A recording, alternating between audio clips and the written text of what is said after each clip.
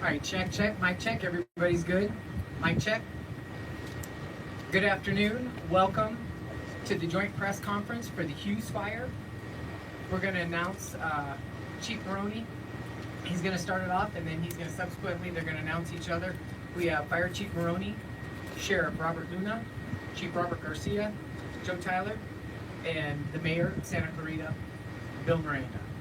We'll start this press conference off with Fire Chief Anthony Maroney. So good evening. On behalf of Board Chair and 5th District Supervisor Catherine Barger, we're holding a press conference to give important information to the community of Santa Clarita and the Castaic area. I am Anthony Maroney, Chief of the Los Angeles County Fire Department. The Hughes Fire is now estimated to be over 9,400 acres with 0% containment, with no structures reported damaged or destroyed. We have over 4,000 firefighting personnel assigned to the incident, and we had a very robust ground and air response to the incident that you see behind me. The LA County Fire Department is in unified command with the Angeles National Forest, and we are getting assistance from our state partners at CAL FIRE. I wanted to give a weather update because the weather is what's predominantly driving this fire and its spread right now.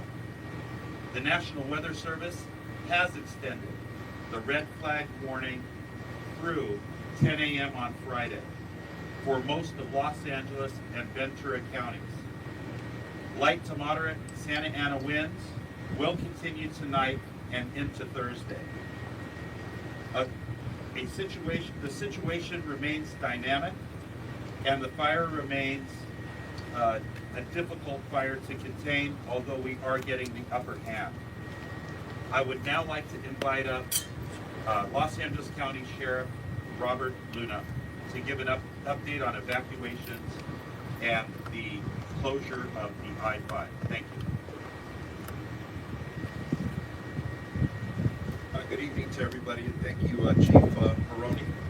So for us, obviously in unified command with our partners at the fire department from the very beginning of this fire incident. And right now the numbers that I have is that we have approximately 31,000 people who are affected by our evacuation orders, another 23,000 that are impacted by evacuation warnings. Along with the work that our deputies have been doing, and you've seen them going from neighborhood to neighborhood, making sure that we are, fortunately, when we talk about fires, our staff knows that immediately they start what we call looter suppression, just to make sure that no one's coming into the area to take advantage when people are evacuating their homes. So I want to make sure people know that if you leave your homes, there will be additional deputies working out there in the neighborhoods to make sure your homes are safe. In regards to staffing, we are staffing up. You hear sirens in the distance. They're not only fire apparatus, but you see deputies coming in from different parts of the county. You see our incident management team over my left shoulder setting up with the big trailers that will assume responsibility for this incident from the Sheriff's Department perspective, and again in unified command with all of our partners. We have what I estimate well over 400 personnel total regarding this incident and managing other incidences around the county of Los Angeles. I do want to bring your attention to the fact that during this incident, one of the areas that initially was an evacuation warning that did turn into an evacuation order was our Pitches Detention Center, which is not too far from here. The Pitches Detention Center has actually 3 different facilities. One of the facilities was evacuated. In discussing this with our partners from the fire department, who are experts in this area, they recommended and we agreed that the one facility, PD Cell, would be evacuated. That had approximately 476 inmates. We moved those inmates to another facility on the campus. The other 2 campuses are structured much better than the one that we evacuated from. But total on the entire campus, we have approximately 4,500 inmates, a little over that. We do have a plan in place in case the fire conditions, our fire partners would advise if it gets worse, whether it's wind, whatever that may be, a plan in place to evacuate the rest of the inmates on the entire facility if we absolutely had to. Other than that, it's a newer incident and it's evolving. It's going to change. We're ready for just about anything, which, by the way, includes being prepared for any other incident that would break, God forbid, anywhere in the county of Los Angeles. I do want to report that the 5 freeway has been closed, but I'm told that after this press conference, for a variety of reasons, we will reopen the freeway so that people can go back and forth.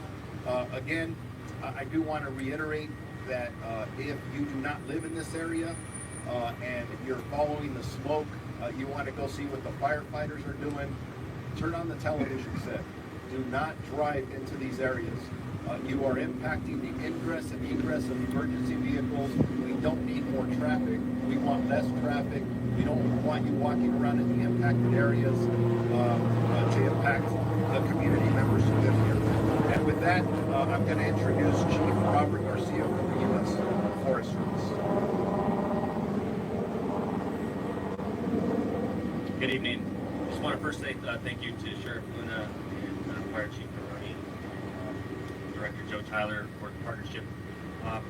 This incident started out in the early part of the day, as Chief Maroney indicated, and this was in a mutual threat zone, so Los Angeles County Fire Department, the Angeles National Forest, entered into unified command right away.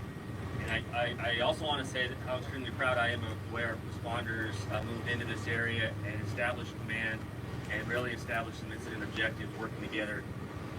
The conditions that we're under aren't as severe as what we've been facing over the last week or two. But what you saw today is indicative of the conditions that we're in terms of the vegetation. So although we're not under a particularly dangerous situation in terms of the wind, our wildland fire condition is critical. Absent wind, the fire is going to move through the vegetation like you saw today with the slope and chasing fuel. Very dangerous conditions as to what led to the U.S. Forest Service closing all of the Angeles National Forest, and this is exactly an example why. The other thing I want to offer in terms of resources, I hope that all the citizens here in the area are proud of the pre-positioning and the robust response. This area always sees a robust response in the mutual threat zone, but our incidents between the Eaton, the Palisades, our local mobilization centers, our pre-positioned resources put us in a position for multiple waves of surge resources, both engine crews on the ground, hand crews, bulldozers, and aircraft. And so the response you see is a result of the local cooperation and the local pre-planning in the geographic area, not only within the LA area, but also with our partners in the state of California to ensure that we are prepared for what we're now facing. With that, I'm going to turn over the mic to the Director of CAL FIRE from Sacramento, Director Joe Tyler.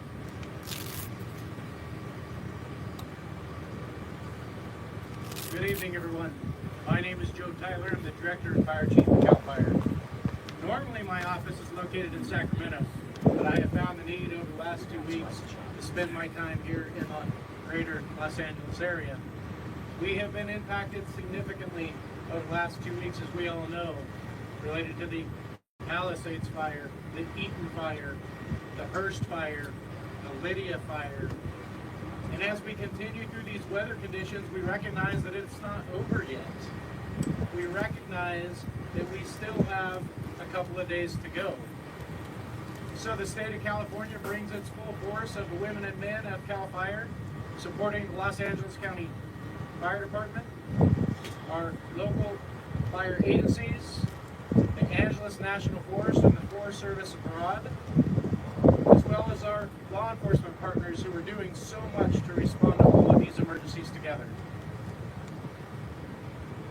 Cal OES has utilized funds to bring together pre-positioned resources across Southern California, and the California National Guard has located aircraft, both rotor wings, helicopters, and fixed wings, mobile or modular MAFS units to be able to supplement the air tankers that we have here available locally.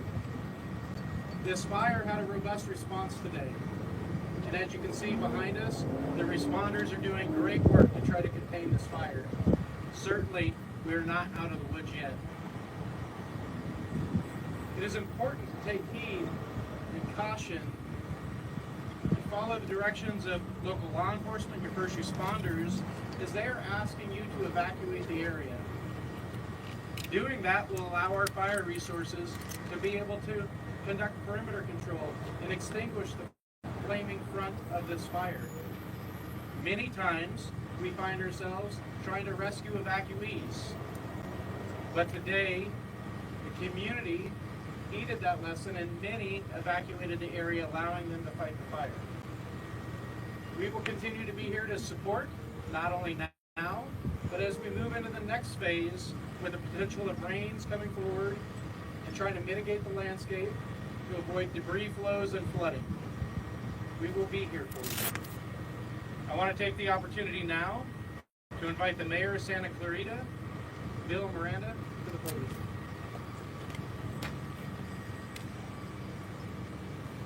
Thank you very much. I'm City of Santa Clarita Mayor Bill Miranda. We just cannot say enough about the work our first responders have done over the past couple of weeks, and the work that they are currently doing just north of the city. In the wake of the devastation that tore through Los Angeles, claiming homes and lives, understandably, everyone is on heightened alert and all too aware of the damage these fires can cause. I want to re-emphasize the importance of listening to our first responders and paying attention to the emergency alerts. If your area is under evacuation warning or order, please, if it's a warning, prepare to evacuate. If it's an order, evacuate now. Don't wait 10 minutes and see what's going to happen. Nothing's going to happen. Nothing's going to change in 10 minutes. We want you to evacuate now. Do not hesitate. Do not stay. Grab the necessary items and leave as quickly as you can. And when we mention grab the necessary items, we're talking about critical papers or critical medicine that you may need. We're not talking about packing a suitcase. We're talking about packing a backpack. We can imagine the stress and extreme conditions our first responders have been under during this unprecedented time. Do your part to help them. And the best way you can do that is to evacuate.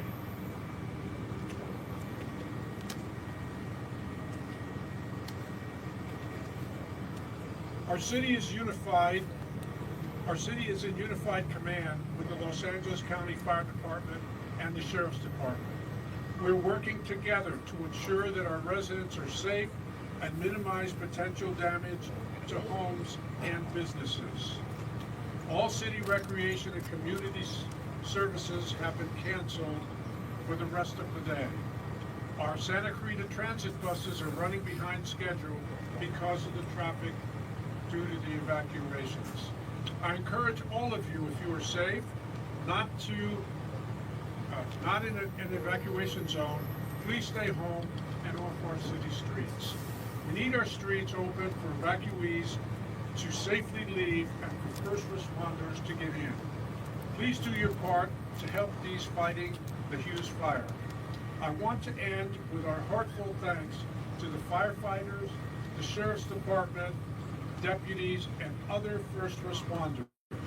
Your efforts have been nothing but heroic. From the city of Santa Clarita, we say thank you.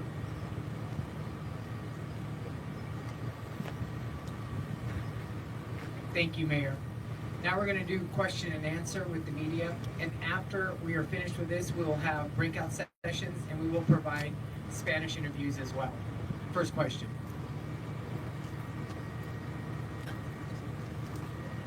What's the for the night and into the morning? So we've already developed the day and the night plan with our unified partners. We are going to be on scene all night long, getting more perimeter control, making sure that we can put out the hot spots, and then have enough resources in staging that if we do have a flare-up, we can move those resources to the fire line. So we already have a plan for tonight, and we're making orders for tomorrow. Talk more about those plans for the night, the specifics. Regarding number of resources or job assignments, Yeah. we're going to keep the 4,000 firefighters assigned to the incident. We're going to increase our perimeter control, and we're going to extinguish those hotspots. Those would be the tasks. Sheriff Luna, if you can describe the decision-making to first close the I-5 and now reopen, what changed that allowed you to reopen that particular byway? So, working with our partners at the California Highway Patrol, we needed to have better ingress and egress for emergency vehicles coming through the 5 freeway corridor. I believe that we've gotten a lot of the equipment that we need here for the rest of the evening. Obviously, that could change, that could be modified. So we want to give the 5 back to our community so they can get through here as safely and as efficiently as they possibly can. And is there anything on the way of Interstate 5 that puts those drivers at risk at all, or are you concerned at all about what the traffic will look like? Always concerned about hazards coming in and out, north and south. As far as I know now, we don't see any hazards, but the winds are what they are. I'm not a fire expert, but we listen to our fire experts, and if the wind shift, fire behavior does whatever it does, and if at any time we believe that our community may be in peril because of that wind or fire behavior, we'll close it again. I say we'll close it again. It's our partners at the California Highway Patrol who usually do that. They do an excellent job at that. Very good, thank you. Amanda Starantino, KCAL.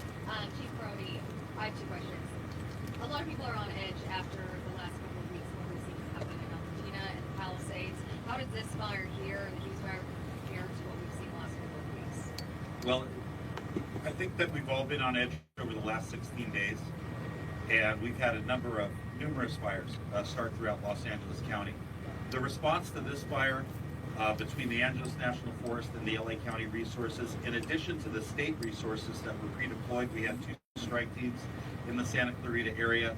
We were able to amass a lot of fire resources early on to change what this fire looks like. Just 3 or 4 hours ago, the smoke was laying across the 5 freeway. That's what necessitated its shutdown, because there could have been accidents, but also the ability to fight the fire from the air. The winds were strong, but they were not those 70, 80, 90 mile an hour winds that we experienced on Tuesday the 7th. We had a very robust, like Director Tyler spoke, a robust helicopter and fixed wing retardant response to this incident. We were able to put in tens of thousands of gallons of retardant on the south side of the fire because the fire was moving to the southwest. It was really the aircraft, in addition to all of those ground resources, which allowed us to get the upper hand. Because had you been here a few hours ago, the situation looked much different, and it certainly looked much more threatening. And Chief Brody, what are the biggest challenges heading into the night? Well, into the night, it's going to be making sure that we can rest our crews that have been out there since 10:42 this morning, making sure we can feed them. Firefighting is dirty and dangerous work, but we got to rotate our crews through so we can have, a lot of production and efficiency throughout the night. We're going to take advantage of the lower temperatures and hopefully the reduced wind speeds and the higher humidities to try to get an upper hand. Okay, thank you. And Sheriff Luna, this is for you. With the 5 reopening, will there still be no access to those neighborhoods now that people will be driving up and down those roads and getting off that Parker, like Hughes, Hasley, all those evacuation order areas? Just because the 5's open, is that still going to be locked down? We're assessing that now to make sure, but we'll have a lot of presence. If you are coming into the area, be ready to be challenged, meaning in a polite way. to find out if you actually live here. Be ready to show identification because we want to make sure that we're limiting the people who are coming in and out, and it's people who actually belong here. I guess this question might be to you, Sheriff, since you guys handled evacuation, Santa Clarita Mechanics News. When it comes to the idea of evacuation, some people are stubborn, they don't want to go. Have you seen a change in attitude with this fire and now? Because terrible devastation, the death toll, in fact, people are panicked because of the Eaton fire and the Palisades fire. I haven't received that assessment yet, but I will in the next couple of hours to see how we did on this one. Our deputy sheriffs do amazing work. And yes, whether it was the Palisades fire in Malibu Lost Hills for us, and the Eaton fire in Altadena, our deputies' jobs are very difficult. There are times where people challenge them, they get evacuation orders, and they refuse to leave. They think that they're going to be okay. I know, I told the story earlier of a situation in the Altadena area where we were advising, directing people to evacuate, and they refused to, and the deputy felt that they were in such danger that he actually threatened them with arrest. There was an argument between a wife and a husband, wife saying, hey, we should listen. They listened, they left, and they are now crediting the deputy sheriff for saving their life because that house and neighborhood completely burned down. Those are the challenges that we face, but you've heard it here over and over, and really the message is simple. If there's an evacuation order, please leave. Do not put your life at risk. Do not put the life of first responders at risk. It's not worth it. And I'm even pushing it that if you're in an evacuation warning, you should also leave. Gather your most important items, medicines, important paperwork, pets, chargers for your phone, and get out of the area. Don't sit there and argue. It is not worth it. Camilla Rivaldi with NBC4. My question is for Fire Chief Maroney. You talked about some of the wind conditions and the plan going into the evening hours and tomorrow. At this point, are there any additional concerns that you have in battling this fire? No additional concerns. You know, the situation that we're in today is much different than the situation we were in 16 days ago. We have so many resources from Northern California, from the Western United States, international resources, aircraft resources, the number of helicopters and fixed wing retardant tankers that are available to us really allow us to attack a fire like this and have it laid down right as we reach nightfall. It was a monumental work from the firefighters that were on scene, our law enforcement, our sheriff's deputies, the CHP. They did great work today, and it was a good example of what we can do when we have enough people and when we have enough aircraft. David Gonzalez with ABC7. Chief Maroney, and open this up to Garcia and Tyler as well. Just, you mentioned the importance of giving your fire crews a break. It's been 2 very tough weeks for your fire crews. How's the morale of your firefighters? It seems that this fire popped up and the first thing people thought of is, here we go again. How are your fire crews doing? And just how do you tackle this to keep them motivated? Yeah, their morale is excellent. And firefighters and sheriff's deputies, they never give up. And they're ready to keep doing it until the weather changes. We do have rain that's predicted for this weekend. It was light to moderate. I think it's being bumped up to moderate. It's hard to believe that we might have rain Saturday, Sunday, and Monday when we have fire weather on Wednesday. The firefighters have all banded together along with their law enforcement brothers and sisters, and they're out there. They've been on the line since January 7th, that Tuesday. Many of my LA County firefighters worked 9 days in a row before their first day off. That's 9 24-hour shifts in a row. They left their families, they missed important engagements, they missed birthdays to protect the residents of LA County. And that's what LA County firefighters do, and they're just like the other firefighters that Chief Garcia represents, or that Director Joe Tyler represents, or the deputies and the law enforcement officers that Sheriff Luna represents. They're tireless, they're driven, and they've done an amazing job over the last 16 days. So proud of them and the work that they've done. Chief Maroney, a question about the teams that have come in from out of state, out of the country, et cetera. You mentioned that that made the difference here on this first day of the Hughes Fire. How long will we have access to those teams? There are people in this community and in the city worried that people are just starting fires in order to make things. Yeah. No, all of the additional resources that came into LA County have certainly assisted us. I don't have a timeline on when they're going to demo and go back to their states or to their countries, or when the aircraft are going to return to their home bases. But for now, the Weather Service did extend the red flag that we're under today all the way till Friday at 10 a.m. So I can't imagine that we're going to have any reductions in personnel. The teams that the National Incident Management Team from the Federal Forest Service brought down to help us manage the Eaton Fire, and the 2 or 3 teams that Director Tyler brought down from CAL FIRE, those incident management teams, they're still in the area. They're not going home because the threat hasn't been completely abated. It's really going to be weather driven, and the climate is certainly changing because it's January, and we've had numerous fires over the last 2-week period. Hi, Jade Avashan, KHTS Radio. Will Park High School remain the evacuation center? We know it's already changed once, so there is some concern about that.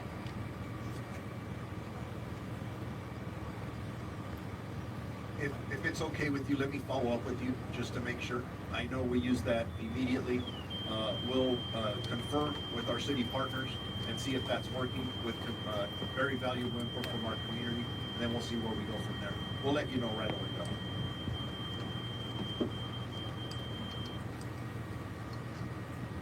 Okay, that concludes the question and answer portion of this press conference. We will break out. There's PIOs from Los Angeles County, Angeles National will be around to answer your questions. Thank you all for coming.